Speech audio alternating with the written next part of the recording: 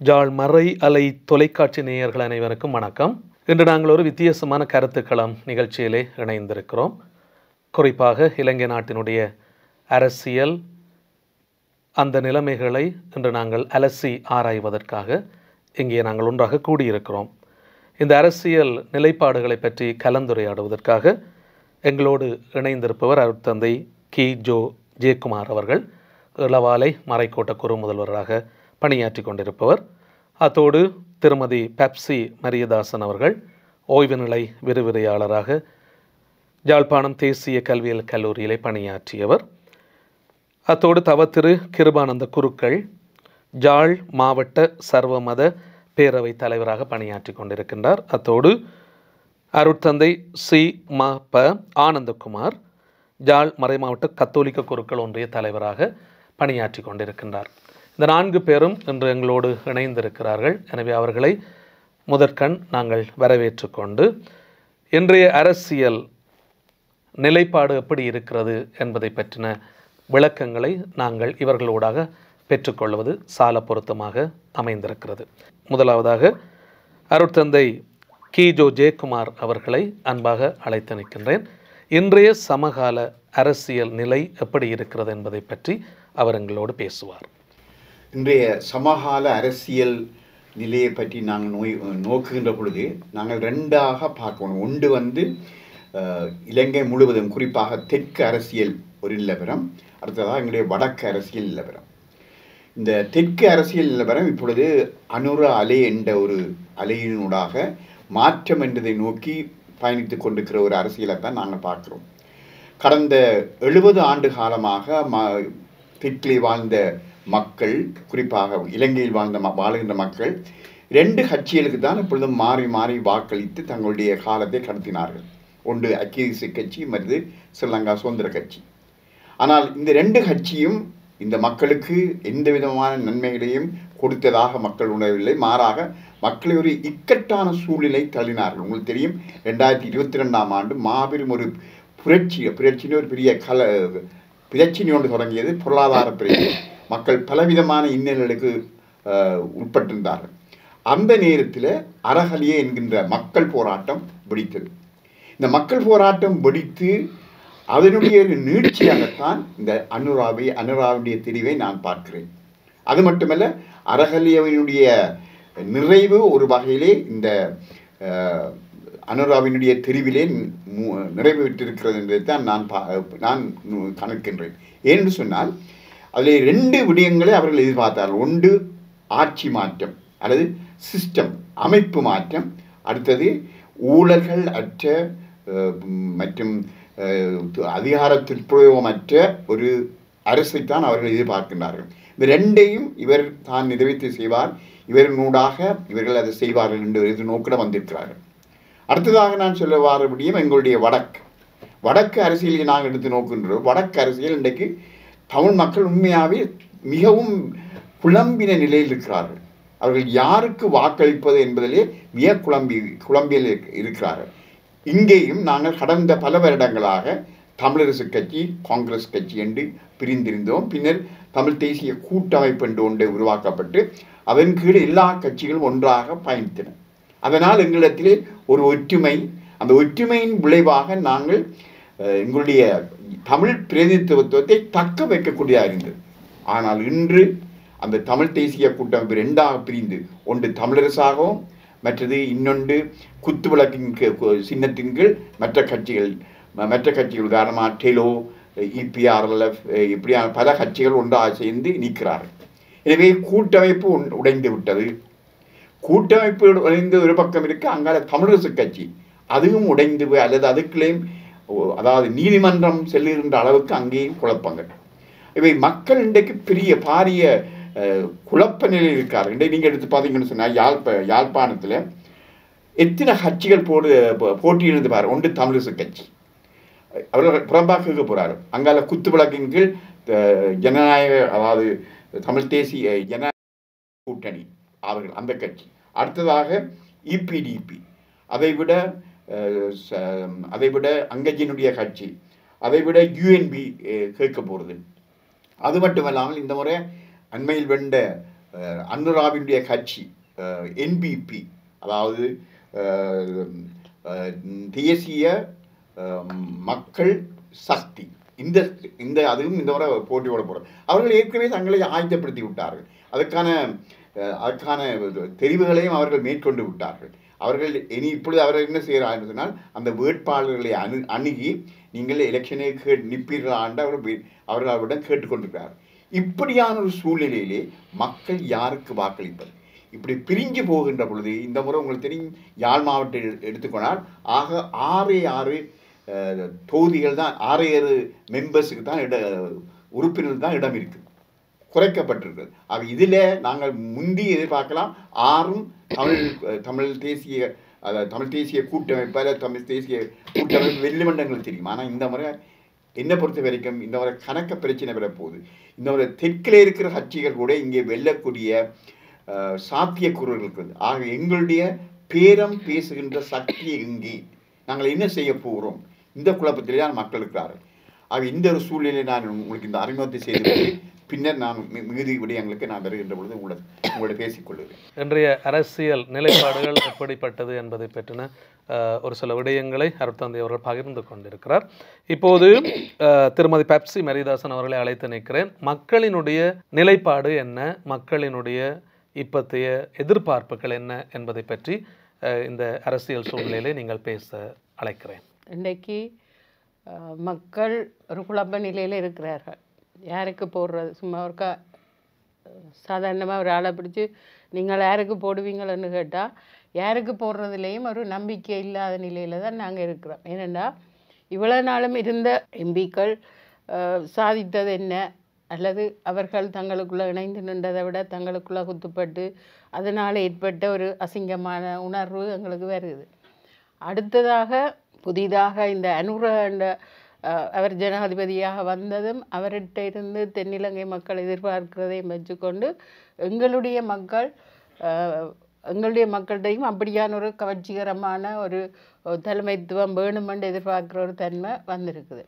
அப்போ இதுகளை வச்சுக்கொண்டு நாங்கள் பார்க்கக்குள்ள இதுக்கிடையில் எங்களோட யூடியூபர்ஸ்ன்னு சொல்கிறவங்க போடுற இந்த யூடியூப்புகள், அதில் இருக்கிற உண்மைத்தன்மைகள், அதை பற்றி விளங்கி கொள்கிற அளவுக்கு மக்களுக்கு அதன் பின்னணியை பார்க்க ஒன்றும் தெரியாது. அவர்களும் அதே அளவு ஒரு ஆழமான அரசியல் அறிவோ ஒன்றும் இல்லை, ஆனால் சும்மா ஒரு வியூஸுக்காக போட்டுக்கொண்டிருக்கிறார்கள்.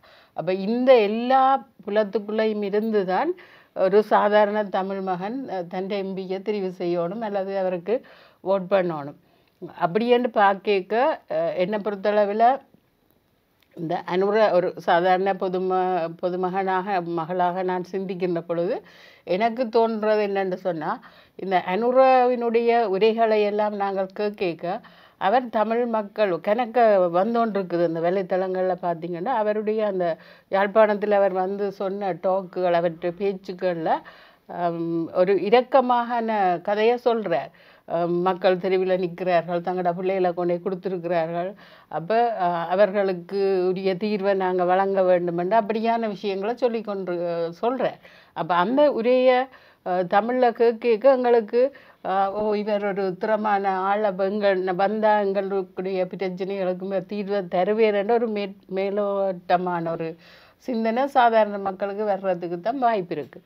அப்போ அந்த வகையில் சில வேளையில் அப்படியான ஒரு கட்சிக்கு, அந்த கட்சிக்கு போய் வாக்களிப்போம், அவருக்கு ஒரு சப்போர்ட்டை கொடுக்கணும், பார்லிமெண்ட்டில் அவர் நின்றால் தான், பார்லிமெண்ட்டில் அவருக்கு சப்போர்ட் இருந்தால் தான் அவர் ஜனாதிபதியாக வந்து இந்த பயன் அதை கொண்டு போகக்கூடியதாக இருக்கும்.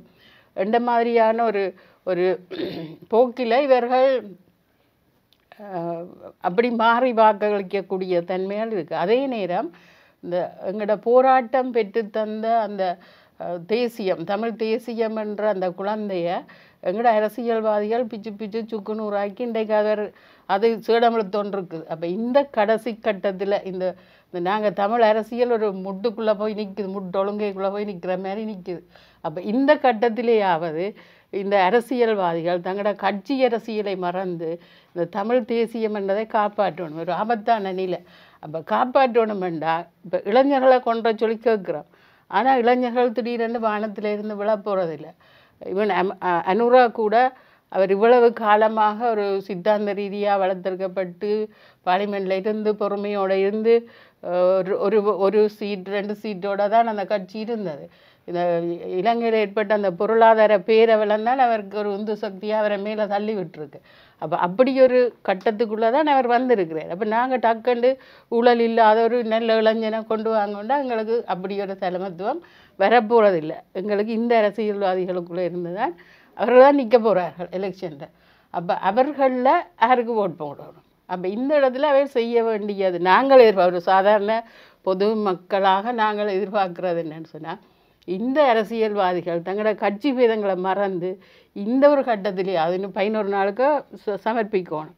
அப்போ 10 நாள் இன்னும் 11ஆம் தேதிக்குள்ளே சமர்ப்பிக்கணும். அப்போ அதுக்கிடையில் எங்களோட பிக்கல் பிடுங்களை மறந்து ஒரு சிறப்பான தலைமைத்துவத்தை கொடுக்கக்கூடிய ஒரு ஆக்களை நிப்பாட்டினால்தான் எங்களுக்கு அவைக்கு ஓட் பண்ணக்கூடியதாக இருக்குது. அப்படி இல்லாட்டி இந்த தமிழ் தேசியம் என்பது கேள்விக்குறியாக இருக்கும் என்பதுதான் என்னுடைய கருத்து. அதில் மிக முக்கியமான ஒரு விடயத்தை பற்றி திருமதி பெப்சி அவர்கள் முன்வைத்திருக்கிறார். இந்த கட்சி அரசியலை பற்றி நாங்கள் அறிந்திருக்கிறோம். ஏற்கனவே ஃபாதர் சொன்னது போல எங்களுடைய பிரதிநிதித்துவம் சரியாக குறைந்து விட்டது. இப்படியான ஒரு நிலையில் நாங்கள் எப்படி முன்னோக்கி செல்லலாம் என்கின்ற ஒரு நிலைப்பாட்டில் நாங்கள் இப்போது இருக்கிறோம். அதை நாங்கள் எப்படி அதை இந்த மக்களுக்கு ஊட்டி அல்லது இந்த மக்களின் ஊடாக நல்ல தலைமைத்துவத்தை நாங்கள் எப்படி ஏற்படுத்த முடியும் என்கின்றது பெரிய கேள்விக்குறியாக இன்று அமைந்திருக்கிறது. நாங்கள் எல்லாருமே பார்த்திருக்கிறோம். அதே அரசியல்வாதிகளை வைத்துக்கொண்டே நாங்கள் எங்களுடைய அரசியல் விடயங்களை கொண்டு நடத்த போகிறோமா அல்லது புதியவர்களை நாங்கள் கொண்டு வருவதற்கு முயற்சி எடுக்கிறோமா என்பது இன்றைக்கு சவாலாக இருக்கிற ஒரு விடயமாக இருக்கிறது. ஏற்கனவே திருமதி பெப்சி அவர்கள் சொன்னது போல புதிதாக நாங்கள் கொண்டு வருவதற்கு எங்களுக்கு காலம் சரியாக பிரச்சனையாக இருக்கிறது. இருந்தாலும் நாங்கள் அதற்கேற்ற விடயங்களை எப்படி செய்யலாம் என்பதை பற்றி நாங்கள் யோசிப்பது மிக முக்கியமாக இருக்கிறது. இந்த வகையிலே திரு கிருபானந்த குருக்கள் அவர்களை நான் அழைத்து நிற்கிறேன். இன்றைய அரசியல் சூழ்நிலையிலே உங்களுடைய கண்ணோட்டம் எப்படி இருக்கிறது? வணக்கம். கடந்த காலங்களிலே எங்களுடைய தமிழ் பாராளுமன்ற உறுப்பினர்கள் 14-15 பேர் இருந்தார்கள். இப்போது அது உலக்கதைந்து ஒளிப்பொடியாக வந்தது போல நல்ல குறைந்து ஒன்று காரணம் எங்களுடைய மக்கள் இங்கத்தேல் நிலையை விட்டு வெளிநாடுகளுக்கு சென்றது. இதன் காரணமாக பிரதிநிதித்துவம் குறைந்து இப்போ 3-4 எம்பிகளுக்கு வந்துட்டுது. அதுவும் இல்லாமல் போகிற சூழலிலே இருக்குது. எங்களுடைய அரசியல்வாதிகள் கூட குழம்பி இருக்கிறார்கள். மக்கள் மட்டுமல்ல, அரசியல்வாதிகளே குழப்பத்திலே என்ன செய்வதென்று தெரியாமல் இருக்கிறார்கள். அந்த முறையில் ஆரம்பத்தில் பாருங்க, ஸ்ரீமா பண்டாரநாயக்காவின் காலத்தில் இங்கே இருந்து 100 ரூபா கொண்டு சென்றால் இந்தியாவில் 133 ரூபா தருவார்கள். இப்போ 3 மடங்கு மற்ற வளமாக பிறண்டு விட்டது. அதே மட்டும் இது மட்டுமில்லை, டொலரும் அப்படித்தான். அப்படி இந்த நாட்டை சீரழித்து உதவாத நிலைக்கு கொண்டு வந்தது அரசியல்வாதிகள். ஸோ எங்களுடைய அரசியல்வாதிகள் மட்டுமல்ல, சிங்கள தெற்கில் உள்ள சிங்கள தலைவர்கள். இந்த பண்டாரநாயக்கா இந்த சிங்களம் சட்டம் ஒன்றை கொண்டு வந்தார். அதுக்கு பிறகுதான் இந்த பிரச்சனைகள் எல்லாம் ஆரம்பித்து பிரிவினை ஏற்பட்டு எல்லாம் சுக்கு நூறாக உடைந்து இப்படியாக இருக்கிறது. பொருளாதார ரீதியிலும் உடைந்து அரசியல் ரீதியிலும் உடைந்து இன்றைய நிலை இருக்கிறது. பாருங்கோ, எங்கள் உலகத்திலே ஒன்று நான் நினைக்கிறேன், இந்த டொலர் நோட்டில் கோட் பிளஸ் யூ என்று ஒரு வாக்கியம் போட்டிருக்கிறார்கள். எங்களுடைய காசில் இருக்கிற வாக்கியத்தை பாருங்கோ, லங்காண்டுவெனுவன் நிக்குத்கர்ணலதே முதல் நோட்டுவல் லங்காவ அத்துலத்து ஊனாம கணன கெவீம சந்தகா நீத்தியன் வழங்குய.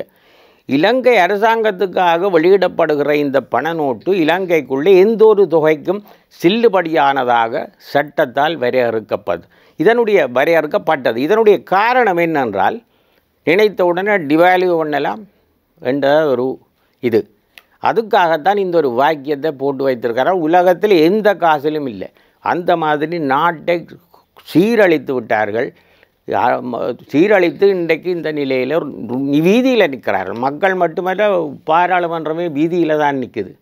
ஒரு பகுதி சுரண்டி கொண்டு போய் வெளிநாடுகளில் சேகரித்து வைத்திருக்கிறார்கள். அப்படியாக கீழ்நிலைக்கு போய்விட்டோம். குறிப்பாக இந்த 70 ஆண்டுகால ஒரு அரசியல் வரலாற்றை நாங்கள் திரும்பி பார்க்கிற போது மிக பயங்கரமான ஒரு சூழ்நிலைக்குள்ளே நாங்கள் தள்ளப்பட்டிருக்கிறோம். குறிப்பாக தமிழ் மக்களாகிய நாங்கள் மிகவும் கஷ்டப்பட்டிருக்கிறோம் என்பது எங்கள் எல்லாருக்குமே தெரியும். அப்படிப்பட்ட ஒரு நிலைப்பாட்டிலே ஒரு ஆயுத போராட்டம் எங்களுக்குள்ளே இருந்தது. அந்த ஆயுத போராட்டம் இப்போ மௌனிக்கப்பட்டு தமிழ் மக்கள் எல்லாருமாக ஒன்றிணைந்து ஒரு அரசியல் பின்புலத்தில் இருந்து கொண்டு எங்களுக்கான உரிமைகளை நாங்கள் பெற்றுக்கொள்ள வேண்டும் என்கின்ற துணைப்பொருளிலே இத்தனை ஆண்டு காலமாக நாங்கள் மிகவும் கஷ்டப்பட்டு கொண்டு இருக்கிறோம். இப்படிப்பட்ட ஒரு நிலையிலே இன்று பொருளாதார பிரச்சனைகள் எங்களுடைய நாட்டுக்குள்ளே அலைமோதியபடியினாலே ஒரு ஆட்சி மாற்றம் வந்திருக்கிறது. இந்த ஆட்சி மாற்றத்தில் இருக்கிற மிக முக்கியமான விடயம் என்னவென்று சொன்னால் போதைப்பொருள் ஒழிப்பு மற்றும் விடயங்கள் எல்லாவற்றையும் நாங்கள் இல்லாது ஒழித்து ஒரு தூய்மையான சிறப்பான ஒரு நாட்டை கட்டியெழுப்ப முடியும் என்கின்ற ஒரு துணைப்பொருளிலே இந்த அனுர என்கின்ற ஒரு அலை மிகவும் வேகமாக வீசிக்கொண்டிருக்கிறது எங்களுக்கு எல்லாருக்குமே தெரியும். அன்றைக்கு ஒரு நிகழ்ச்சி ஒரு குறிப்பை நான் பார்க்குற போது குதிரையை நாங்கள் கொண்டு வந்திருக்கிறோம், கடிவாளத்தை வேறு யாருக்கு நாங்கள் கொடுக்க வேண்டாம் என்று ஒருவர் தன்னுடைய பதிவு செய்திருந்தார். இதற்குரிய காரணம் என்னவென்று சொன்னால் பாராளுமன்ற தேர்தலிலே அனுரா அவர்களுக்கு நாங்கள் வாக்களித்து அவரை வெற்றி பெறச் செய்ய வேண்டும் என்கின்ற கருத்து தான் இங்கே நிலவுவதை நாங்கள் பார்க்கலாம். இது ஒட்டுமொத்த இலங்கைக்குள்ளும் இருக்கிற இப்போதைய நிலைமையாக நாங்கள் பார்க்க முடியும். ஆனால் இதிலிருந்து நாங்கள் எங்களுடைய தமிழ் மக்களாகிய நாங்கள் எவ்வாறு வேறுபட்டிருக்க முடியும், அல்லது இந்த அரசியல் அலையிலிருந்து எவ்வாறு நாங்கள் முன்னோக்கி செல்ல முடியும், அல்லது எங்களுடைய தமிழ் மக்களுக்கான உரிமைகளை நாங்கள் எப்படி இந்த நிலைகளூடாக பெற்றுக்கொள்ள முடியும் என்பதை நாங்கள் சிந்திப்பது மிக முக்கியமானது. ஆகவே நான் இப்போது அருட்தந்தை ஆனந்தகுமார் அவர்களை நான் அழைத்து நிற்கிறேன். இப்படிப்பட்ட ஒரு பின்புலத்தில் இருந்து கொண்டு எங்களுடைய தமிழ் மக்களுக்கான அபிலாசைகளையும் இந்த உணர்வுகளையும் நாங்கள் எப்படி புரிந்து கொள்ள முடியும் இந்த அரசியல் பின்புலத்தில்? தமிழ் மக்களுடைய அபிலாசை உணர்வுகள் என்று பார்க்க முதல் அது எங்கள் எல்லாருக்கும் தெரியும். எங்களுடைய அடிப்படையான அபிலாசை என்னன்று இதுக்கு முன்னம் நாங்கள் கொஞ்சம் ஃபாதர் ஜெயக்குமார் அவர்கள் சற்று முன் சொன்ன ஒரு கருத்திலிருந்து நான் கொஞ்சம் விரிவாக்கம் செய்ய விரும்புகிறேன். கருத்தந்தை அவர்கள் சொல்லுகிற போது சொன்னார், இந்த தெற்கிலே நடந்த அறகலைய மக்கள் போராட்டத்தினுடைய ஒரு நீட்சியாக அல்லது ஒரு நிறைவாக ஜனாதிபதி தேர்தலை நான் அதை இன்னும் கொஞ்சமாக நீட்டி விடத்தான் விரும்புகிறேன். எப்படி என்று சொன்னால், தெற்கு வடக்கு ரெண்டும் வெவ்வேறு விதமான அரசியல் நீரோட்டத்தை சேர்ந்தவை. ஆனால் ரெண்டுமே தமிழருடைய போராட்டத்தை அடித்தளமாக வைத்துத்தான் ரெண்டு பேருமே வண்டில் ஓடினார்கள். இப்போ தெற்கிலே ஒரு மாற்றத்தை வேண்டி மக்கள் ஒரு விதமான திருப்பத்தை நோக்கி போகிறார்கள். அதனுடைய ஒரு அடையாளமாக நாங்கள் அந்த அறகலையை பார்க்குறோம். அறகலைய மத்திய பகுதி, இலங்கையினுடைய மத்திய பகுதியில் எவ்வளவு தூரம் தாக்கத்தை ஏற்படுத்தினது என்றது தெரியவில்லை. எப்படி இருந்தாலும் ஜனாதிபதி தேர்தல் அதனுடைய ஒரு விடையை காட்டியிருக்கிறது. அப்படி இருக்க அறகலையினுடைய 2ஆம் கட்டம் ஒன்று இருக்கிறது. அது சரியாக வந்தால் தான் இந்த மக்கள் போராட்டம் நிறைவு பெறும். இந்த 2ஆம் கட்டம் தான் இந்த பாராளுமன்ற தேர்தல். இந்த பாராளுமன்ற தேர்தலில் அவர்கள் சரியான ஒரு பாராளுமன்ற அடைவை அடைந்தால்தான் அவர்கள் எதிர்பார்த்த அமைப்பு மாற்றத்தை கொண்டு வர முடியும். அப்படி இல்லாவிட்டால் மீண்டும் ஒரு சிக்கலுக்குள்ள வந்து சில வேளைகளில் சில ஆண்டுகளில் இன்னும் ஒரு பாராளுமன்ற தேர்தலை நோக்கி நகரக்கூடும். அது அப்படி இருக்க எங்களுக்கு ஒன்று விளங்குகிறது, தென்பகுதி மக்கள் பாரம்பரியமான கட்சிகளுடைய போலித்தனத்தை தாண்டி ஒரு மாற்றத்தை நோக்கி எதிர்பார்த்திருக்கிறார்கள் என்கிறது ஓரளவு தெரிய வருகிறது. அது அப்படி இருக்க அதை வடபகுதி மக்களாகிய நாங்கள் கொஞ்சம் சரியாக விளங்கி கொள்ளவும் முற்பட வேண்டும்.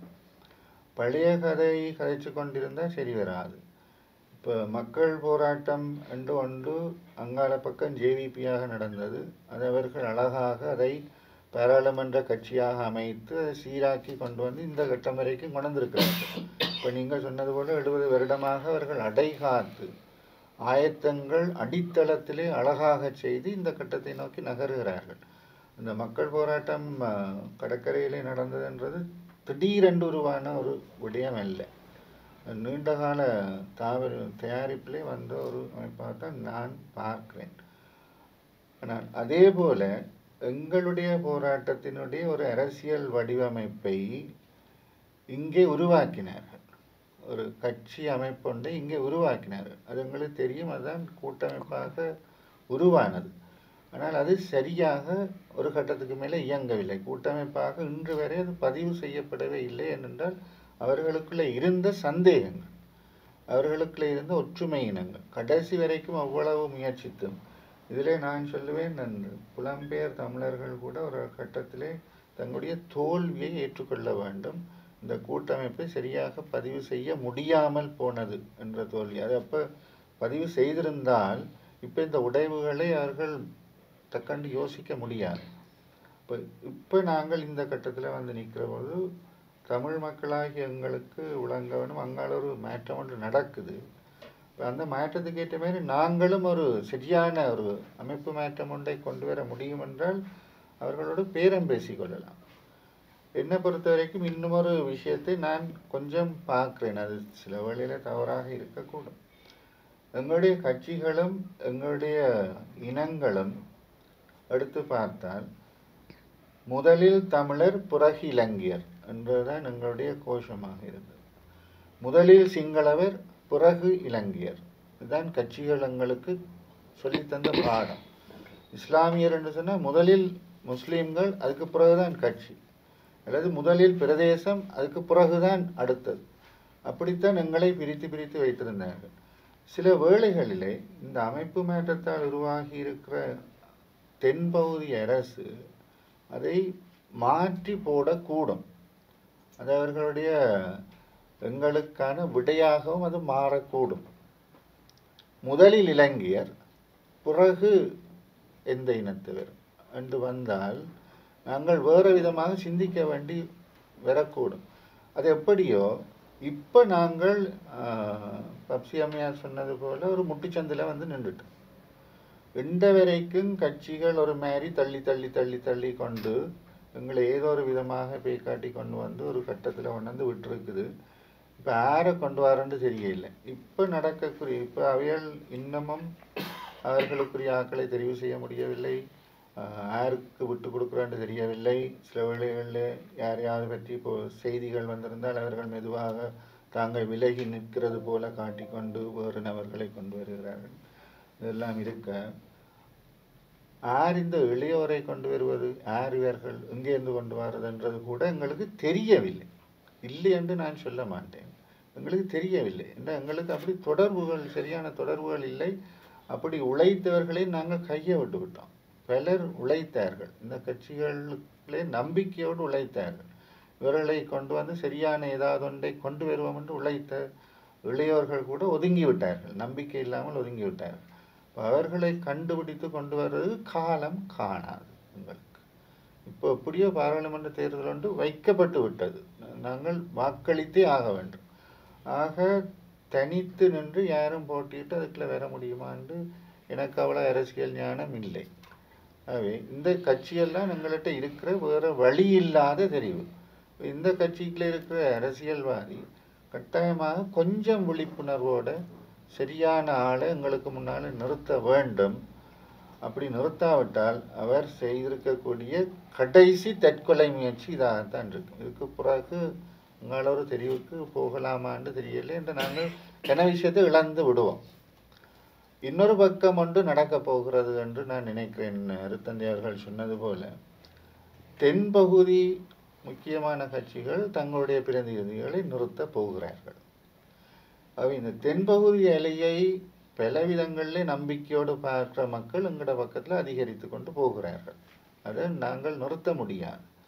ஆக இங்கே வாக்களித்து என்ன பலன், பேசாமல் அவைகளுக்கே வாக்களிப்போம். அவர்கள் காட்டுறாங்க, நிறுத்துகிற மக்கள் தமிழ் மக்கள் தானே, அவர்கள் கொஞ்சம் படித்தவர்கள் தகுதியானவர்கள் என்று தான் நிறுத்துகிறார்கள். அவை நாங்கள் இவியலுக்கு வாக்களித்து இந்த கட்சி என்று பார்க்க மாட்டோம், நாங்கள் இவியலை வாக்களித்து இவியலை அனுப்பிவிடுவோம் என்று தான் எங்கள் நினைக்கக்கூடும். இப்படியான ஒரு நிலைமையில் வார பொழுது ஐயா சொன்னது போல் உலக்க தெரிஞ்சு ஒளிப்படியானது போல் கட்சிகளும் அப்படியே எங்களோட தமிழ் கட்சிகள் அற்று போக வேண்டி வரக்கூடும் என்றுதான் நான் நினைக்கிறேன். ஏற்கனவே நடந்து முடிந்த அந்த ஜனாதிபதி தேர்தல் எங்கள் எல்லாருக்குமே தெரியும். நாங்கள் ஒரு பொது வேட்பாளரை நாங்கள் நிறுத்தியிருந்தோம் சங்கு சின்னத்திலே. பொதுவாக தமிழ் மக்கள் எல்லாருக்கும் அது தெரிந்த விடயம், அனைத்து பத்திரிகைகளிலும் அது எங்களுக்கு சொல்லப்பட்டது. அதனாலே பல மக்கள் இந்த பொது வேட்பாளருக்கு வாக்களித்திருந்தார்கள். ஆனால் இப்போது சில மக்கள் அதிருப்தி அடைந்திருக்கிறார்கள். இப்படியெல்லாம் நாங்கள் வாக்களித்து என்ன பிரயோசனத்தை நாங்கள் கண்டு கொண்டோம் அப்படிங்கிற ஒரு நிலைப்பாடு ஒன்று வந்திருக்கிறது. ஒன்று. இரண்டாவது, நாங்கள் 4 பேரும் பேசிய விடயங்களிலே நாங்கள் பெற்றுக்கொண்ட ஒரு விடயம் என்னன்னு சொன்னால், எங்களுடைய தமிழ் கட்சிகளினுடைய பிரதிநிதிகளை நாங்கள் நம்பவில்லை. அவர்கள் எதுவுமே எங்களுக்கு செய்யவில்லை என்று நாங்கள் ஆணித்தரமாக நாங்கள் 4 பேருமே சொல்லியிருக்கிறோம். மூன்றாவது விடயம், தென்னிலங்கையில் இருக்கிற இந்த அரசியல் கட்சிகள் இங்கேயும் தங்களுடைய பிரதிநிதிகளை நிறுத்தப் போகிறார்கள்.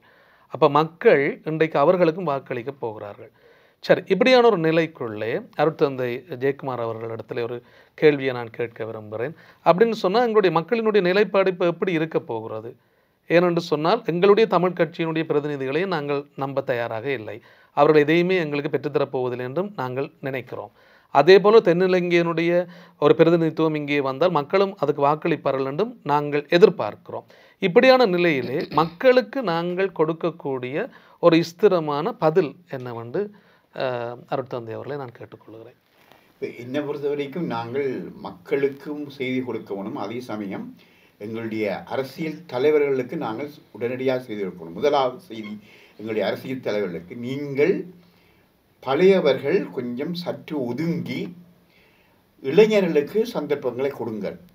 அதாவது அர்ப்பணமுள்ள, இன்னும் தியாகமுள்ள, நேர்மையான, ஊழலற்ற தலைவர்களை, இளைஞர்களை இனம் கண்டு அவர்களை நீங்கள் கொண்டு வாருங்கள். நிச்சயமாக அந்த கட்சியின் அப்படியானவர்களை கொண்டு வருகின்ற பொழுது நிச்சயமாக அன்றைக்கு அண்மையிலே ஒரு பத்திரிகையில் எங்கேன்னு வாய்ச்சினான், எங்களிடத்தில் இப்போ இருக்கிறார்கள் அதிகமாக எல்லாரும் பம்பஸ் கட்டுறார்கள். அப்போ அதையை வச்சுக்கொண்டு நாங்கள் என்ன செய்யலாம் சொல்லுவோம்? இதுதான் எங்களுக்கு ஒரு பிரச்சனை. இவர்கள் மாற வேண்டும். இந்த தலைமைத்துவங்கள் மாறவில்லை என்று சொன்னால் எங்களுக்கு மீட்சி என்பது கிடையாது. முதலாவது. ரெண்டாவது விடயம் நான் கவனிக்கிறேன் தான், எங்களுடைய கடந்த கால தலைவர்கள் ஊழல், அண்மையில் இந்த நாட்கள் அதிகமாக பேசப்படுறது பார் டி, இதுதான் எங்களுக்கு நடந்து. இப்போ பாருங்க, இன்றைக்கு கிட்டத்தட்ட இந்த எலெக்ஷன் காலத்தில் இலங்கை முழுவதும் மூலமாக 300க்கு மேற்பட்ட பார் லைசன்ஸ் கொடுக்கப்பட்டிருக்கு. அதில் எங்களோட பகுதியில் புது பார்கள் உதாரணமாக நான் முந்தி பூனேல இருக்கீங்கள, பூனேலே ஒரு பார் அப்படி இருந்ததுக்கு நாங்கள் கேள்விப்படுகிறேன். ஆனால் இப்போ அங்கே வந்துட்டு. அப்போ இது என்ன நடக்குது? இவர்கள் எங்களுடைய ஆக்கள் தேசியம் என்ற பேரில், தேசியம் என்ற போர்வைக்கில் இருந்து கொண்டு எங்களை வச்சுக்கொண்டு அவர்கள் தங்களுடைய சுயநலங்கள், தங்களுடைய லாபங்களை அவர்கள் ஈட்டினார். அவ்வளோதான் எங்களுக்கு தெரியும். ஒரு சந்தோஷமான செய்தி என்னன்னு, இப்பொழுது 3 பேர் தாங்கள் இந்த அரசியலிருந்து விலகி போகிறா சொல்ல. ஒன்று விக்னேஸ்வரன், மற்றது சித்தார்த்தன் சொல்லியிருக்கார். இப்போ இந்தியா பத்திரிகைகளுக்கு சார்ல்ஸ் நிர்மலா தான் போறேன்னு சொல்லியிருக்கார். நான் அவரை போல மற்ற ஆக்களும் வெளியேற வேண்டும். வெளியேறன்னு சொல்ல நீங்கள் இருந்து இந்த இளைஞர்களை வழிநடத்துங்கள். அவர்களுக்கு உங்களுடைய ஆலோசனையை, கருத்துக்களை சொல்லுங்கள், உங்களுடைய அனுபவத்தை பகிர்ந்து கொள்ளுங்கள். இது ஒரு முக்கியமான விடயம். இவர்களிருந்து வெளியேற வேண்டும். அடுத்த விடயமாக நாங்கள் எல்லாரும் மீண்டும் ஒற்றுமையாக வரோம். இப்போ பாருங்கள், இன்றைக்கு வன்னியில் தாராமணிங்கிறது கிழக்கு மாகாணத்தில் இருப்பார். கிழக்கு மாகாணத்தில் இன்றைக்கு பாரிய பேர் திருவோணமலையில் போன முறை தேர்தலில் ஒரு தொகுதி தான் நாங்கள் வென்றிருக்கிறோம். அதுவும் சம்பந்தன் மிகவும் மார்ஜினலைஸ்ட் குறுகிய வாக்குகளோடு வென்றிருக்கிறார். இந்த வருஷம் அது தக்க வைக்க முடியுமா என்பது கேள்வி. அங்கே 3 தான். அந்த 3ல் ஒன்று முஸ்லீம் போவோம், ஒன்று தமிழர் போவோம், ஒன்று சிங்களர் போவோம். அப்போ இந்த தமிழ் இதே அதாவது பிரதிநிதித்துவத்தை நாங்கள் இழந்தோம்னா அந்த மக்களுடைய குரலாக யார் இருப்பது? அந்த மக்களுடைய தமிழ் மக்களுடைய பிரச்சனைகளை யார் கொண்டு வருவது? அதே போல தான் மட்டக்களப்பிலேயும் எத்தனையோ கட்சிகள் இருக்குது. இந்த முறை பற்றாக்குறைக்கு என்பிபியும், அதாவது அனுராந்த கட்சியும் போட்டியிட போகுது. அவை நிச்சயமாக மற்றது இன்றைக்கு முஸ்லீம் இளைஞர்கள் அதிகமானவர்கள் என்பிபியில் சேர்ந்து அவர்கள் வாக்களிக்கிறதுக்கு முன்வந்திருக்கிறார்கள். ஆகவே இன்றைக்கு பர்டிகுலரில் இருந்த எண்ணிக்கையும் எங்களுக்கு குறையப்போது. அப்போ எங்களுடைய எண்ணிக்கை குறைய எங்களுடைய பேரம் பேசும் சக்தி குறைந்த அளவு நாங்கள் அம்பாறை மற்றது மட்டக்களப்பு இந்த 2 தொகுதியிலேயாவது நாங்கள் உண்டாயிருந்து எங்களுடைய பிரதிநிதித்துவத்தை தக்க வைக்குவதற்கு இந்த தலைவர்கள் முன்னுக்கு வர வேண்டும். இங்கே நாங்கள் என்ன பிரச்சனைப்படுறோம்? சங்கு சின்னமா, வீட்டு சின்னமா, இதுதான் நாங்கள். இது எங்களுக்கு ஒரு பிரச்சனையா? தமிழ் மக்களுக்கு சின்னம் ஒரு பிரச்சனையா? ஆனால் நாங்கள் அதில் பிடுங்கப்பட்டு கொண்டிருக்கிறோம். அப்போ இப்படியான ஒரு சூழ்நிலையில் இவர்கள் முதலாவது ஒற்றுமையாக வர்றதுக்கான ஒரு தளம் ஒன்று உருவாக்கப்பட வேண்டும். இரண்டாவது, இவர்கள் நல்ல இளம் சந்ததியினருக்கு, ஊழற்ற சந்ததியினருக்கு வழிவகுக்கணும். அடுத்ததாக நாங்கள் இன்னொரு பிடிங்க கவனிக்கணும், எங்களுடைய இந்த இலங்கை அரசியலையும் குறிப்பாக தமிழ் அரசியலையும் இந்தியாவின் தலையீடு எல்லாம் மீறிக்கொண்டு போகிறது. உங்களுக்கு தெரியும், ஏதோ ஒரு வகையில் அனுரா வரக்கூடாதுன்றதில் இந்தியா குறியாக இருக்கிறதா நாங்கள் பார்க்குறோம். அதுக்காக அவர்கள் தேர்தல் முடிஞ்சது, ஜனாதிபதி தேர்தல் முடிஞ்சோடனே இந்திய வெளியுறவு அமைச்சர் வந்திருக்கிறார். அவை அந்த கட்டத்தில் அவர்கள் என்ன செய்கிறார்கள், தங்களுடைய அதாவது தங்களுடைய நலனுக்காக அவர்கள் முயற்சிக்கிறார்கள். அது இப்படியான ஒரு சூழ்நிலையில் எங்களை இன்னும் உடைக்கிற அளவுக்கு தான் இதுதான் நடக்க போகுது. அது இந்த கட்டத்தில் நாங்கள் முதல்ல ஒற்றுமையாக வரணும். ரெண்டாவது, நாங்கள் இல்லையில அதாவது இந்த சாதி மத பிரதேசவாதங்களை கடந்து போகணும். அடுத்ததாக ஒற்றுமையாக செயல்பட இப்படியான சில விடயங்களை நாங்கள் செய்தால்தான் நிச்சயமாக எங்களுக்கு ஒரு எதிர்காலம் சுபிட்சமாக இருக்க வேண்டியதாக என்னுடைய தாழ்மையான கருத்து. அண்மையில் நாங்கள் ஒரு சிவில் சமூக அமைப்புகளை சேர்ந்த ஒரு பெரியவரை நாங்கள் சந்தித்திருந்தோம்.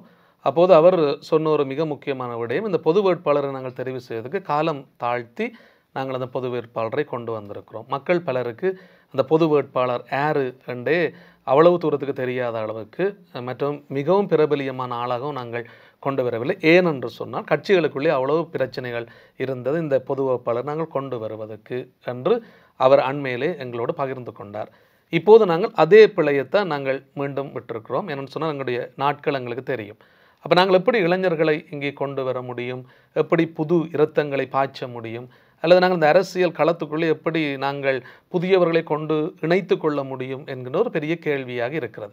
இப்படிப்பட்ட ஒரு நிலையிலே அனுரவினுடைய அலை மிகவும் பிரபலியமாக இங்கே வீசப்பட்டு கொண்டிருக்கிறது. காரணம் என்னவென்று சொன்னால், அவர் தெரிவு செய்த ஆட்கள் எல்லாருமே இளைஞர்களாக பொதுவாக இருக்கிறார்கள் மற்றும் படித்தவர்களாக இருக்கிறார்கள், பட்டம் பெற்றவர்களாக இருக்கிறார்கள். அப்போ இரண்டு விடயம் இருக்குது. ஒன்று புத்திஜீவிகள், மற்றது இளம் இரத்தத்தை கொண்டவர்கள் எங்கே களமிறக்கப்படவிருக்கிறார்கள் என்பது நாங்கள் அறியக்கூடியதாக இருக்கிறது. அப்படிப்பட்ட ஒரு நிலை இருக்கும் அப்படின்னு சொன்னால் எப்படியான ஒரு நிலைக்குள்ளே எங்களுடைய தமிழ் மக்கள் போவார்கள் என்கின்ற ஒரு ஐயப்பாடு எங்கள் எல்லாருக்குமே இருக்கிறது. இப்படி ஒரு நிலை இருக்கின்ற போது, அனுரவினுடைய அலை அதிகமாக வீசுகின்ற போது, எங்களுடைய கிழக்கு மாகாணத்திலேயோ வட மாகாணத்திலேயோ அப்படி அலை வீசுகிற போது எப்படி எங்களுடைய தமிழ் பிரதிநிதித்துவத்தை நாங்கள் தக்க வைத்துக் கொள்ளலாம் என்பதை பற்றி ஃபாதர் நீங்கள் ஏதாவது கருத்துக்கள் சொல்ல முடியுமா? ரெண்டு விடயங்களை முதல்ல பார்ப்போம். இந்த பொது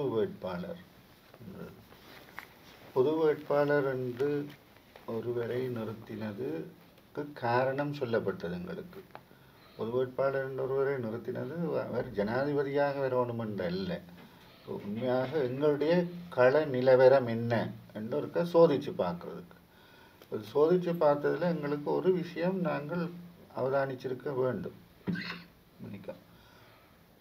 கிழக்கிலே அவருக்கு எவ்வளவு வாக்குகள் விழுந்தன, வடக்கிலே எவ்வளவு வாக்குகள் விழுந்தன என்றது ஒன்று. என்றால் அவர் கிழக்கை சேர்ந்தவர் தான். வடக்கு மக்களுக்கு அவரை தெரியாவிட்டாலும் வடக்கு மக்கள் அதிகமாக, கிழக்கை விட அதிகமாக இங்கே வாக்கு போட்டார்கள். காரணம் பொது வேட்பாளர் என்றபடியால். ஆனால் அதிலேயும் வடக்கிலே பொது வேட்பாளரை விட சிங்கள வேட்பாளருக்கு அதிகமாக வாக்கு விழுந்திருந்தது. இந்த கள நிலவரத்தை இப்போ நாங்கள் சாதாரண குருக்கள் சாதாரண மக்கள் என்று வைப்போம். அரசியலில் ஊறின அரசியல்வாதிகள் இதை சரியாக ஆய்வு செய்யத்தானே வரும். இப்படி ஒரு நிலவரம் இருக்குன்றது அவைகளுக்கு தெரியணும். தாங்கள் சொல்றதை சாதாரண மக்கள் முழுசாக அப்படி ஏற்றுக்கொள்றதுக்கு ஆயத்தம் இல்லை என்று தெரியும். ரெண்டாவது, இந்த பொது வேட்பாளரை சரி கொண்டு வரைக்கல கூட அவர்கள் எல்லாரும் ஒற்றுமையாக இருக்கவில்லை, வெளிப்படையாகவே பிளந்து போனார்கள். பிளந்து போனது மட்டுமல்ல, அவர்கள் பிளந்து தங்களுடைய கட்சிகளையும் இருக்கவில்லை. சிங்கள பகுதியை கூட கொண்டு வர அளவுக்கு பிளந்து போனார்கள். சிங்கள பகுதிக்கு முழுவதும் ஆதரவு தெரிவிக்கிற அளவுக்கு கூட பிளந்து போனார். திரும்பவும் அவர்கள் எல்லாரும் இங்கே ஒன்றாக வந்து நின்று வந்து எங்களுக்கு வாக்கு போடுங்க என்று சொல்றது எந்த அடிப்படையிலே அவர்களை நம்புவது என்றது இங்கே கேள்வி. இப்போ நீங்கள் கேட்டீங்கள், இப்போ இளைஞர்களை திடீரென்று என்னென்று இங்கேருந்து கொண்டு வர அவைகளை தெரியுமா? மக்களுக்கு தெரியாதுதான். கிணவே தொடங்குகிற பொழுது தெரியாது, எங்களுக்கு கிணவேருக்கு தெரியாது. நாங்கள் ஒருவருக்கு சில வேளைகளில் நம்பி வாக்கு போடுகிறோம். ஏனென்றால் இவரை இன்னார் சொன்னார் என்றபடியார், இன்னார் இவரை முன்மொழிஞ்சிருக்கிறார், ஆகவே நாங்கள் நம்புகிறோம். இப்போ எல்லாருக்கும் தெரியாது ஒன்று. மற்றது, இந்த இளைஞர்கள் என்று நாங்கள் சிந்திக்க தொடங்குகிற பொழுது இப்போ ஃபாதர் அழகான ஒரு உதாரணம் சொன்னால் நான் திரும்பவும் சொல்லலை, புத்தியுள்ள இருக்கிறது விளங்கி கொள்ளவன். ஏனென்றால் ஒரு கட்டத்துக்கு மேலே எனக்கு அசையலான்றான். நான் கொஞ்சம் தள்ளி இருந்து அடுத்த சந்ததியை விடுறதுல எனக்கு என்ன பிரச்சனை? அப்படி என்றால் நான் என்னுடைய அடுத்த சந்ததியை ஆயத்தப்படுத்தவில்லை, அல்ல என்னுடைய மக்களையே நான் நம்பவில்லை. அல்லாட்டி எனக்கு வருகிற லாபம், நான் ஒரு வியாபாரம் செய்து கொண்டிருக்கிறேன், அந்த வியாபாரம் இன்னும் முடியவில்லை. இந்த பாராளுமன்ற தேர்தல் சரி இட்டுமுட்டாக வந்து விட்டது, ஏதோ ஒரு விதம் ஏதோ நடக்க போகிறது என்று வைப்போம். அடுத்தடுத்த தேர்தல் வரத்தானே போகிறது. இப்போ நாங்கள் ஒரு பாடத்தை கற்றுக்கொள்ள வேண்டும். அவர்கள் இந்த பாராளுமன்ற தேர்தலில் இவ்வளவு தூரத்துக்கு வர்றதுக்கு முன்னம் நீண்ட காலமாக அவர்கள் நொந்து அடைகாத்து ஆயத்தம் செய்தார்கள். அதை நாங்கள் விளங்கிக் கொள்ள வேண்டும்.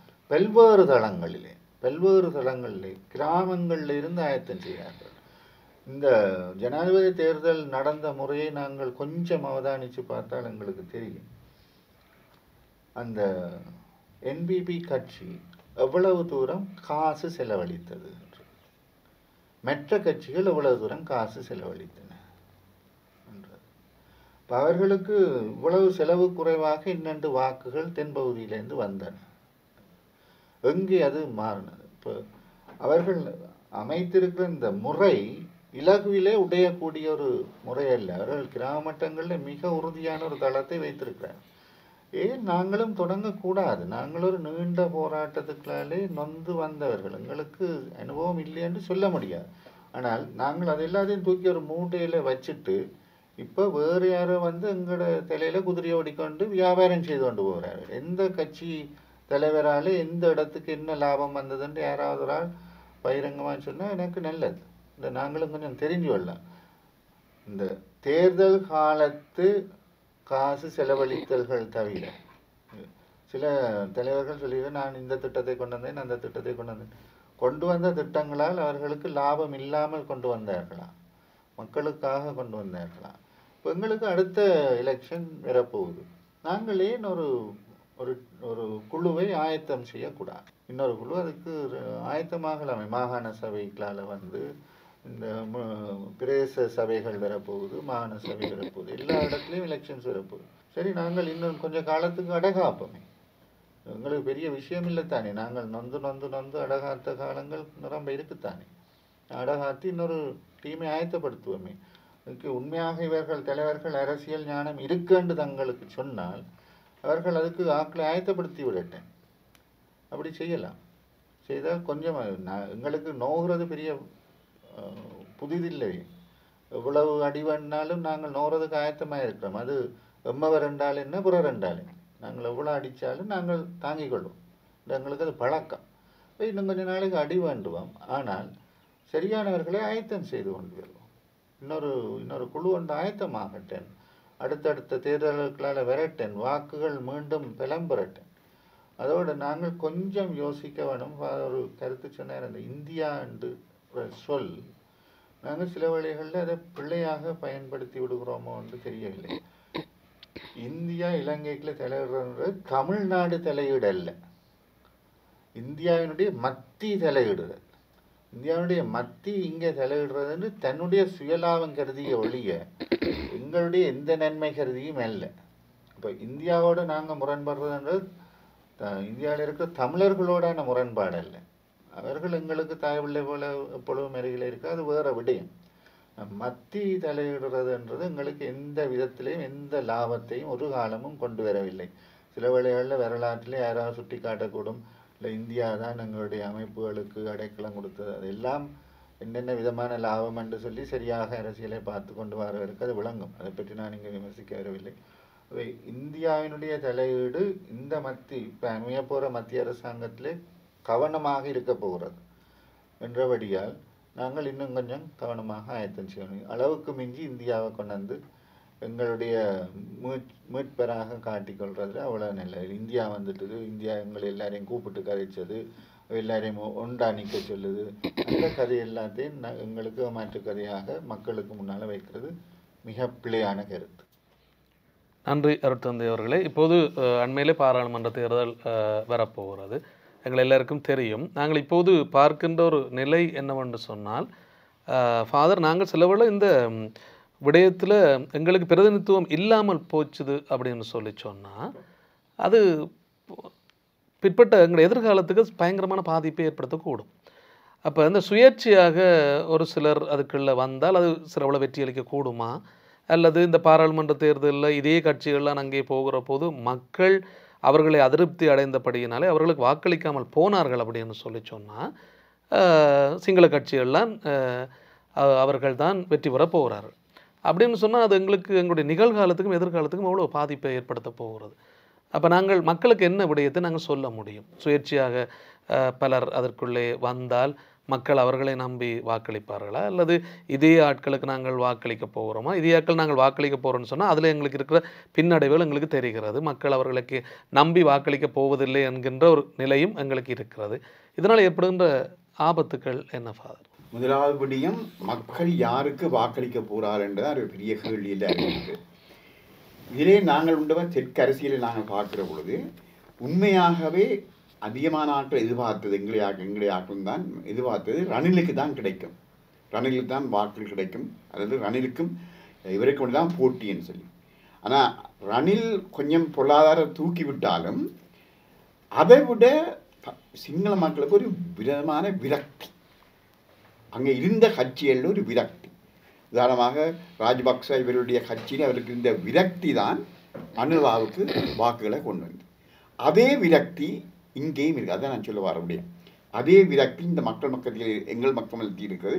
எங்களுடைய தற்கால தமிழ் கட்சிகளுக்கு நாங்கள் போடுவதால் என்ன லாபம், அவர்கள் எங்களை வைத்துக்கொண்டு தங்களுடைய சுய லாபங்களை தேடிக்கொண்டிருக்கிறார் என்பதுதான் மக்களுடைய. அப்போ மக்கள் இந்த முறை விரக்தியிலே இவர்களுக்கு போடாமல், அதாவது மற்றவர்களுக்கு போடக்கூடிய வாய்ப்பு இருக்கிறது. அதில் ரெண்டு மூன்று விடயங்கள். உதாரணமாக சுயேட்சையாக இருக்கிறது. உதாரணமாக வன்னியில் எடுத்தீங்கன்னா வன்னி மைந்தர்கள் என்று ஒரு அமைப்போடு துவங்கி அவர்கள் அங்கே உழைக்கிறார்கள். அப்படியானவர்களுக்கு நாங்கள் போகிறது பிழை என்று நான் சொல்ல மாட்டேன். என்று சொன்னால் தமிழ் பிரதிநிதித்துவம் மீண்டும் எங்கள் இடத்துல வரும். இதை விட்டு நாங்கள் பெரும்பான்மை கட்சிகளுக்கு வாக்களிக்க வெளிக்கிட்டால் எங்களுக்கு இருக்கிற தமிழ் பிரதிநிதித்துவம் குறைவாக வருமா இருந்தால் நிச்சயமாக எங்களுக்கு பேரம் பேசுகிறதுக்கோ, உதாரணமாக பாராளுமன்றத்தில் நாங்கள் எழும்பி எங்களுடைய பிரச்சனையை கதைக்கிறதுக்கோ ஒரு தேசிய கட்சியை சேர்ந்தவர் நிச்சயமாக கதைக்க மாட்டார், பாராளுமன்றம் கதைக்க மாட்டார். இப்போ உதாரணமாக கஜேந்திரகுமார் எடுத்தார். கஜேந்திரகுமார் செய்யக்கூடியோ அவர் இந்த எங்களுடைய மக்களுடைய பிரச்சனைகளை பாராளுமன்றத்தில் ஓங்கி உரத்து குரல் கொடுக்கிறார். அவை எங்களுக்கு பிரதிநிதித்துவம் இல்லாமல் போனால் எங்களுடைய மக்களுடைய வடகிழக்கில் இருக்கிற மக்களுடைய பிரச்சனைகளை யார் கொண்டு வருவது என்ற ஒரு கேள்வி இருக்கிறது. ஆகிய மக்கள் இந்த வேளையில் நான் இந்த மக்களுக்கு சொல்கிற செய்தி என்ன சொன்னால், நீங்கள் பெரும்பான்மை கட்சிகள் இங்கே போட்டியிருக்கிற அவர்களை நீங்கள் விடுத்து தமிழ் வேட்பாளர்கள், அதாவது தமிழ் கட்சிகளை சேர்ந்தவர்கள் அல்லது தமிழ் குழுக்கள், உதாரணமான வன்னியின் மைந்தர் இப்படியாக பார்த்து அவர்களுக்கு நல்ல ஆட்கள் இருக்குமா இருந்தால் அவர்களுக்கு போட்டு எங்களுடைய பிரதிநிதித்துவத்தை தயவு இழக்க வேண்டாம் என்பதுதான் என்னுடைய தாழ்மையான கருத்து. பல்வேறு விடயங்களை பற்றி நாங்கள் இப்போது சிந்தித்திருக்கிறோம். குறிப்பாக மக்களினுடைய எதிர்பார்ப்புகள் என்ன, இந்த தேர்தலுக்கான மக்கள் எப்படி முகம் கொடுக்க வேண்டும், அல்லது மக்கள் யாரை தெரிவு செய்தால் எங்களுடைய நிகழ்காலத்துக்கும் எதிர்காலத்துக்கும் அது சரியாக அமைந்திருக்கும் என்கின்ற பல்வேறு விடயங்களை பற்றி நாங்கள் இப்போது சிந்தித்திருக்கிறோம். குறிப்பாக இந்த தேர்தலை முன்னோக்கித்தான் நாங்கள் இந்த கருத்துக்களத்திலே பங்கெடுத்திருக்கிறோம். எங்களுடைய இருப்பை நாங்கள் தக்க வைத்துக் கொள்வதற்கும் எங்களுடைய விடயங்களை பற்றி பாராளுமன்றத்திலே கதைப்பதற்கும் அடிப்படையாக இருக்கிற எங்களுடைய தேவைகள் என்ன என்பதை கண்டறிவதற்கும் உண்மையிலே நாங்கள் 4 பேரும் இங்கே நீங்கள் பகிர்ந்து கொண்ட கருத்துக்கள் சிறப்பான கருத்துக்களாக எங்களுக்கு அமைந்திருக்கின்றன. எனவே அடிப்படையிலே நாங்கள் பார்க்கிற போது குறிப்பாக எங்களுடைய மக்கள் சரியான பாதையிலே செல்ல வேண்டும் என்றும் சரியான தலைவர்களை அவர்கள் தேர்ந்தெடுக்க வேண்டும் என்றும், அப்படி இல்லாமல் போனால் எங்களுக்கு இருக்கிற ஆபத்துக்களை பற்றி நாங்கள் பல்வேறு விதத்திலே நாங்கள் சிந்தித்திருக்கிறோம். இப்போது நாங்கள் இருக்கிற இந்த நிலையிலே மிகவும் முக்கியமாக அனுரவினுடைய இந்த ஜனாதிபதியினுடைய கட்சி மிகவும் வேகமாக செயற்பட்டு கொண்டிருக்கிறது எங்களுக்கு தெரிகிறது. அப்படி பார்க்கின்ற போது சிங்கள மக்கள் எல்லாருமே அவருக்கு பின்னாலே பல்வேறு நிலைகளிலே போவதற்கான வாய்ப்புகள் அங்கே இருக்கிறது நாங்கள் அறிந்திருக்கிறோம். ஆனால் மற்ற கட்சிகளை நாங்கள் பார்க்கிற போதும் அவர்கள் கட்சிகளாக சேர்ந்து கொண்டு அனுரவினுடைய கட்சியை எதிர்த்து போட்டியிடுவதற்கும் தயாராக இருப்பது போல நாங்கள் அறிந்திருக்கிறோம். இப்படிப்பட்ட ஒரு நிலையிலே மக்களினுடைய நிலைப்பாடு என்ன, அல்லது மக்கள் யாருக்கு வாக்களிக்க வேண்டும், அல்லது வாக்களிப்பதனால் ஏற்படுகின்ற பயன்கள் என்ன என்பதை பற்றி நீங்கள் உங்களுடைய ஒற்றுமையை நிலைநாட்டக்கூடிய ஒருவருக்குத்தான் நாங்கள் வாக்களிக்க வேண்டும். இப்போ யார் பூனைக்கு மணி கட்டுவது என்ற நிலைப்பாட்டிலே தான் எங்களுடைய தமிழ் பிரதேசத்து மக்கள் இருக்கிறார்கள். அதை மாற்றி ஒருமித்த குரலாக ஒருமித்த நிலைப்பாட்டிலே ஒருவரை நாங்கள் தெரிந்தால்தான் நன்று. ஒருபடியே நான் சொல்ல விரும்புகிறேன். ஒன்று நான் சொன்னால் நாங்கள் பேரம் பேசுகிற சக்தியை இழக்காமல் பார்க்கணும். ரெண்டாவது, இன்றைக்கு எங்களை பொறுத்த வரைக்கும் வெளிநாடுகளிலிருந்து வருகிற தூதுவர்கள் அல்லது இந்தியாவை யாரை வருகின்ற பொழுது தமிழ் பிரதிநிதிகளோடு தான் தமிழ் பிரதிநிதிகளுடைய தான் பேச விரும்புகிறார்கள். அதுக்கு எங்களுக்கு ஆக்கள் இல்லை என்றால் எங்களுடைய பிரச்சனையை யார் எங்கே கொண்டே கதைப்பது? இங்கே வடகிழக்கில் நடக்கிற பிரச்சனைகள் அண்டண்டாட பிரச்சனையாக இருக்கலாம், நீண்ட கால அரசியல் பிரச்சனையாக இருக்கலாம். இங்கே பிரதிநிதிகள் இல்லை என்றால் அவர்கள் யாரோட கதைக்க போகிறார்கள்? அவர்கள் எங்களுக்கு பொருட்டாகவே மதிக்க மாட்டார். அதையும் நாங்கள் தமிழ் மக்களாக நாங்கள் மதிக்க. உதாரணமாக திங்கோமலையில் நாங்கள் ஒரு பொது கட்சிக்கு போட ஒழிக்கிட்டு நாங்கள் எங்களுடைய பிரதிநிதித்துவத்தை இழந்தால் நிச்சயமாக அந்த நபர் அது வெண்டு வார பெரும்பான்மை கட்சியிலேருந்து வெண்டு வாருகிறவர் நிச்சயமாக எங்களுடைய பிரச்சனைகளை உலக அரங்குக்கோ அல்லது பாராளுமன்றத்திலோ கதைக்க போகிறது இல்லை. இதை மட்டும் நாங்கள் மனதில் வச்சுருக்கோம். இப்போ எங்களுடைய வடக்கு கிழக்கு என்று சொல்லி தமிழர் பிரதேசம் எங்களுக்கு தெரியும். அதில் இப்போது சாதாரணமாக பேசப்படுவது வடக்கு என்று மட்டும் பேசப்படுகிறது, கிழக்கு என்று மட்டும் பேசப்படுகிறது. இப்போ நாங்கள் வடகிழக்கு சேர்ந்த ஒரு அமைப்பாக இருந்து கொண்டு இந்த தமிழ் மொழி பேசுகின்ற மக்கள் எல்லாருமாக இணைந்து கொண்டு இந்த தேர்தலை எதிர்கொள்ளுவதுதான் நல்லது என்கின்ற விடயம் எங்களுக்கு தெரிகிறது. ஏனென்றால் திருவண்ணாமலை, மட்டக்களப்பு, எங்களுடைய யாழ்ப்பாணம் என்று நாங்கள் எல்லா பக்கத்தையும் நாங்கள் பார்க்கிறபோது வடக்கு கிழக்கு என்பது தமிழர் தாயகத்தினுடைய ஒரு சிறப்பு அம்சம். அப்போ நாங்கள் அதை விடுத்து நாங்கள் எதையுமே பார்க்க முடியாது. ஆனால் இருக்கிற ஒரு ஆபத்து என்னவென்று சொன்னால் திருவண்ணாமலையிலே கணிசமான சிங்கள மக்கள் இருக்கிறார்கள்.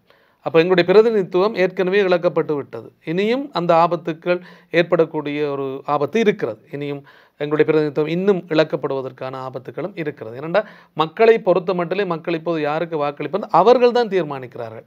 ஏன்னா மற்றவருடைய கதைகளை மக்கள் கேட்பதற்கு இல்லை. ஏன்னா கதைகளை கேட்டு கேட்டு கேட்டு கேட்டு மக்கள் அவர்கள் சோர்ந்து போய்விட்டார்கள். அதனாலே நம்பகத்தன்மை சரியாக குறைந்து போய்விட்டது. இன்றைக்கு திருமதி பெப்சி அவர்கள், நீங்கள் உங்களுடைய கருத்துக்களை எங்களோட பகிர்ந்து கொள்ளலாம்.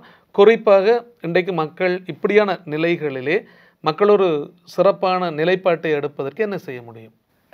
எங்களை பொறுத்தளவில் தான் ஏற்கனவே கேள்விக்குறியான ஒரு கட்டத்தில் இருக்கேக்குள்ள நிச்சயமாக ஒன்று ஃபாதர் சொன்ன மாதிரி அந்த தேசியம்ன்றதை எங்கட பிரதிநிதித்துவம், தமிழ் பிரதிநிதித்துவம்ன்றதை எந்த கட்டத்திலையும் இழக்க முடியாது. நாங்கள் அதை ஓரளவுக்கு யாழ்ப்பாணம், வன்னி மாவட்டங்களில் அதை தக்க வைத்து கொள்ளலாம்னு நிற்கிறேன். ஏனெண்டா நாங்கள் இன்னும் மாறின சிந்தனைக்குள்ளே போக இல்லை. ஆனால் 1-2 சீட் அங்கால ஒரு சீட்டாவது சில வேளை போகிறதுக்கான வாய்ப்பு இருக்குது. ஏனைய அளவில் நாங்கள் எப்படி இப்போ ஜனாதிபதி தேர்தலையும் எங்களோட தமிழ் எம்பிக்கள் சொன்னாங்களுக்கு போட்டிருக்கணும், சொன்னாங்களுக்கு தான் போட்டிருக்கணும். அப்போ இன்னும் நாங்கள் அந்த 100% எங்களோட தமிழ் தேசிய மண்டலத்திலேருந்து விலத்தி போகிறதுக்கான வாய்ப்பு யாழ்ப்பாணம், வன்னி மாவட்டங்களில் குறைவு. ஆனால் ஒரு சீட்டையாவது இழக்கக்கூடிய அப்படியான தன்மைகள் வேறு நினைக்கிறேன். ஆனால் சொன்ன போல் கிழக்கு அதுலேயும் திருவோணமலையெல்லாம் மிக மிக ஆபத்தான ஒரு கட்டத்தில் இருக்குது. அந்த ஒரு பிரதிநிதித்துவத்தை எப்படியோ தக்க வைக்கணும். அதுக்கேற்ற மாதிரி இந்த எங்களோட அரசியல் கட்சி ஒரு மிக திறமான ஒரு ஆளை அங்கே நிப்பாட்டி அவர்களோட ஏகோபித்த வாக்கப்பெறுவதற்கு முயற்சிக்கணும். இதுகளை இந்த அரசியல்வாதிகள் தான் யோசிக்கணும், அந்த கட்சியில் உள்ள ஆக்கள். அப்புறம் அதுக்குள்ளேயும் தங்களுக்குள்ளே சண்டை பிடிச்சி கொண்டு யாரை போடுறோன்னு நின்றுச்சு நம்ம. அப்போ சம்பந்தனையா இல்லை, சரி, அப்போ சம்பந்தனையா இல்லாத இடத்துல அவருக்கு பதிலாக யாரை நிப்பாட்டுறா அவர் அளவுக்கு அல்லது அவரை விட வேகமாக வேலை செய்த ஒரு முகத்தை தான் நாங்கள் உணர்ந்து நிப்பாட்டணும். அப்போ தான் தக்க வைக்கலாம். தமிழரசு கட்சி அதில் ஒரு பாரிய பொறுப்பில் இருக்குன்னு நான் நினைக்கிறேன்.